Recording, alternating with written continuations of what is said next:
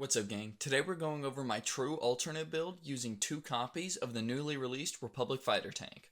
And the build we have before you is the Republic Heavy Attack Transport Tank.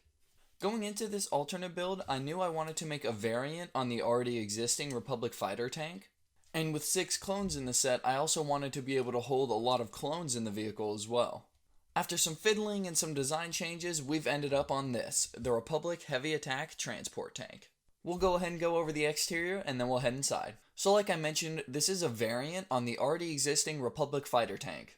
So you can see from the get-go, it shares a lot of design features and ideas from the original tank. That's most evident with the placement of the windows, the 2 roof hatches, the 2 antennas, and as well as the cannons on the side. So those of you who have this set and have built it, you'll notice that this front end, the base of it, is pretty much unchanged from the standard set. Just like my previous video on upgrading the Republic fighter tank, I did make this build on the base of one fighter tank. And then looking down the side, you can see I tried to use as much sticker detailing as possible. And then going down the side, the set originally had these 6 stud long containers or like canisters on the side of the tank, so I went ahead and just continued that design with a little bit of different plating. It doesn't quite have the same design as the one up front, but that's because I started using those plates and pieces elsewhere on the build. And then just above those canisters, we actually have the 2 cannons.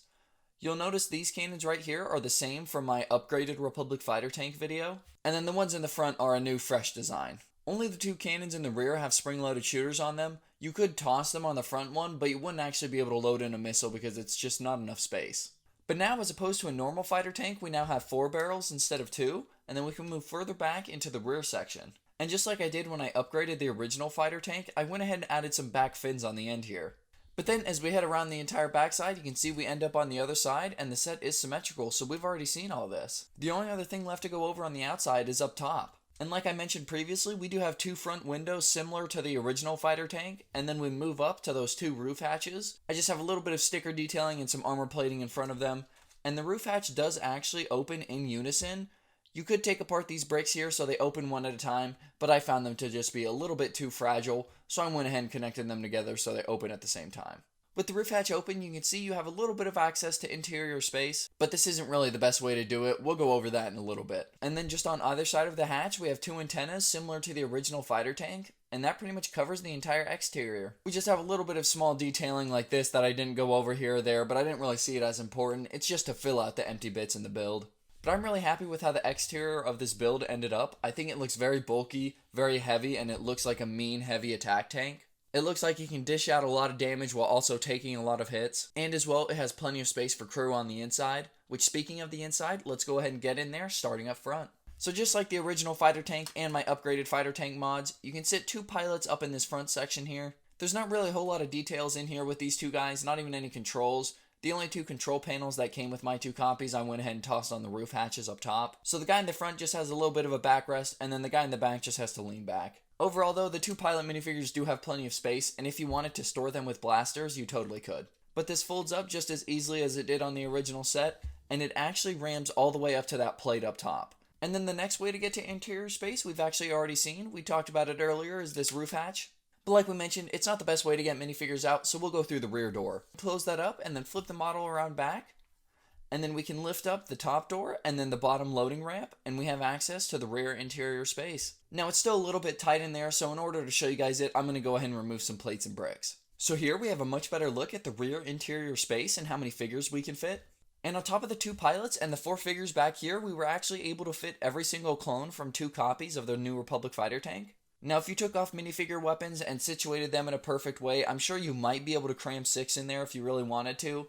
But I also wanted to keep these guys with all their weapons. I didn't want to have those sitting loose in my collection, so I went ahead and tossed them inside with all their blasters. They have to sit in a very specific way, but they do fit pretty comfortably. I'll go ahead and get them out though so you can get a better look at this rear interior space. So with all the minifigures out of there, you can get a better look at this space, and you can see it's actually pretty empty. The design of this rear section is solely meant to hold minifigures, so I didn't want to add anything else that could impede some of that minifigure space. I would have liked to have a weapon rack or maybe a few control panels, but the set just didn't have the pieces for that, and like I said, it would have gotten rid of space. So we went ahead and just left it plain. The only detail that's on the inside is these 2 control panels up top, and that's for the roof gunners. So this is how the minifigures sit when they're looking out of the top hatch, and it might be a little bit of an illegal or fragile technique, but for what I want, it works. Ideally, if this set came with any 1x1 studs, I would toss it on there to raise him up 1 plate level. But unfortunately, because this is an alternate build using no extra pieces, we just have to deal with what we got, and he still sits at an overall good level, and it still looks proper from the outside. But other than that control panel detail, there's not really much to go over on the inside. I suppose in this little tunnel area between the front interior and the rear interior, you could lay a minifigure down, but I don't really see a need to do that. It's really just meant to look like a hallway space between the two sections. But now we can go ahead and reassemble the set, and that pretty much covers it. Alrighty guys, well I hope you enjoyed this alternate build of the New Republic fighter tank. When it was all said and done, and I was done with the previous build, and it was time to tear it down to make this video, I was actually a little sad. I really like that upgraded Republic fighter tank model, and it almost makes me wish I bought 4 copies so I could have both models at the same time. But I hope you guys enjoyed this build. The goal of this tank was to look very mean, look like it could take a lot of damage, but also dish it out. I wanted it to look slow, very armored up, so it was almost a little menacing on the battlefield when it was coming towards you. But overall, I'm pretty happy with how this thing turned out. I think I accomplished all those goals pretty well. But like I said, I hope you guys did enjoy the build. If you have any suggestions for any alternate builds or mods you want me to do in the future, leave them in the comments down below. I would love to do more community-oriented builds, specific things that you guys have asked for. So go ahead and toss those in the comments below, and make sure you're subscribed to stay up to date on any alternate builds or mod videos that I post in the future. And I'll see you guys next time. Peace, fellas.